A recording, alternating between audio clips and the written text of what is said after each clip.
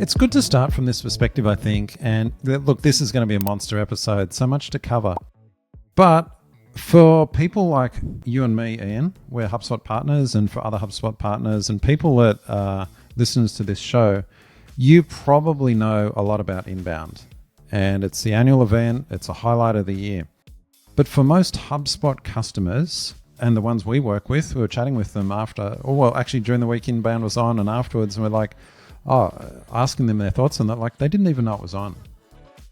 And that's because HubSpot is just one of many applications they're using in their business.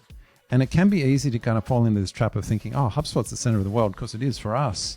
But for our clients, it's not. When we were chatting with them, instead of them being excited about things like we were, they're like, is there anything I should know about? This kind of, the question is, I don't care that there was the HubSpot conference. I don't care there was 150 million product announcements and all of this and AI that, which we're going to talk about in the show. They're just like, is there anything I should know about? Correct. And I thought it was a great lesson for us to be aware of. We've got to talk to what the customers are interested in. So for example, they don't care that Reese Witherspoon was a speaker at Inbound. They don't care about all the keynotes on AI. They actually don't really care what HubSpot refers to themselves. Are they a customer platform? Who cares? So I think that's the takeaway. Aim to provide value to your customers and help your customers provide value to their customers on their terms, not yours. Anyway, we've talked about this, and we've got a LinkedIn article as well where you can chat and join the discussion, maybe add a comment or two. But there were some interesting signposts, I think, because that's my experience talking with customers. Before I move on, Ian, what's been your experience chatting with customers in and around inbound? What was their, first of all, understanding of it and interest? It's been very similar.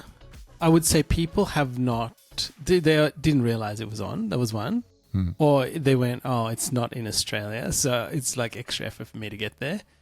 And when I did get back and I was talking to customers, people did ask me, what did you learn and how can I apply it to my business? And I thought that was, when I heard that and then I was talking to you, I was like, hang on a second. They're all asking the same question. And people are busy, right? So I think people are really busy these days. They're not sitting and waiting for things to learn other things. They're just trying to get their own jobs done. And so what's been fascinating is actually demonstrating these things and also putting it into practice. And I think when we try things out, especially beta features sometimes, it doesn't crack up to everything that it looks like it is. But I think what I do discover, it's like they're happy to start somewhere and they're happy to carry on from that point, understanding that it is still being developed. So that's kind of a good thing. And I think people have got into that frame of mind of, I can start using something, I can learn and I can progress with it, which I think is actually really nice.